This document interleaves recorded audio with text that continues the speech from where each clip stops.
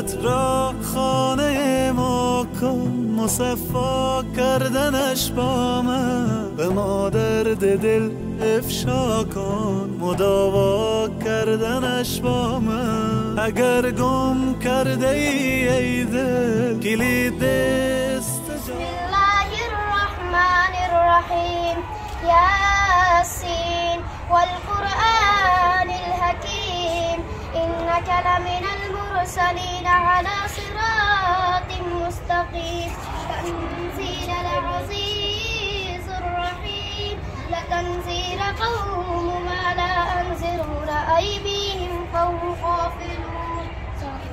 ما شاء الله آفرین. نام خدا صنف سی. نامکت؟ امین الله. در کدام مضمون لایق هستی؟ در دری و قرآن کریم. یک شعر دری گفته میتونی؟ تو بگو یک شعر. با پشتو نگوست. با پشتو باید. خیر. گلتمی و توق لپا اغزو لگیدم. گلتمی و توق لپا اغزو لگیدم. توپکتمی و توق لپا مغزو لگیدم. ماشاءالله. نام خدا آفرین. واقعا این ممتاز هستن کلشان. خواه نامه که تو چی هست؟ چی؟ نثار احمد. مهارت زندگی. خود مهارت زندگی چطور هستی؟ چی از مهارت زندگی از نظر تو، از فکر چطور برداشت کردی؟ چی از مهارت زندگی؟ یعنی مسائل فامیلی است دیگه. خوب است. یعنی یاد میگیری چطور آینده امرای خانم زندگی به اولادها یا میترسی. اگه بچه چوخی که چی میکشه باز؟ چطور توصیه میکنیش؟ چوب میزنیش؟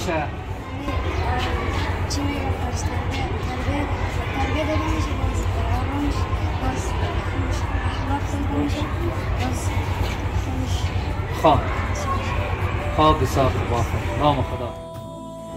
خواب این یادش مانده. باش خیزی برو. خواب. بسم الله الرحمن الرحیم. پدرم ای پدر شیرینم، توی تو شام سحر میبینم، قصه گفتی در گل باغ بهار، قصه از آب جوی کنار، حرف تو با من پندی شد، تا لبم باز به لبخندی شد. دیگهش نمیشد، یعنی یکت شد. خیر ببینی. آفرین. نام خدا. خواب بیبی جان. سلام علیکم. خوب هستین؟ نامه که چی هست؟ گلسم جان. صنف چند هستی؟ اول. خود در کدام مضمون لایق هستی؟ در دری.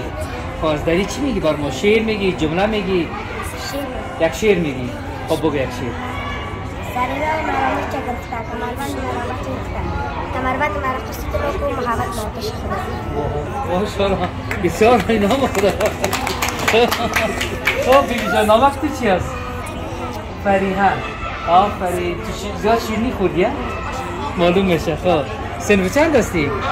اول. آفرین. در کدام مضمون؟ دری. اسما جان یک ترانه میخوانه. استاذ ما بفرما دستی داریم همیشه مثل گله بنفشه هوا شد، استاذ ما ناشد بنفشه ها بسته شد، استاذ ما خستش چی قلم چی خطکش چی استاد زحمت کش چی آسمان چی زمین چی استاد نازنین. آفرین. نام خدا. دلت را خانه ما کن، مصفا کردنش با من، به ما درد دل افشا کن، مداوا کردنش با من. اگر گم کرده ای دل کلید استجابت را، بیا یک لحظه با ما باش، پیدا کردنش با من.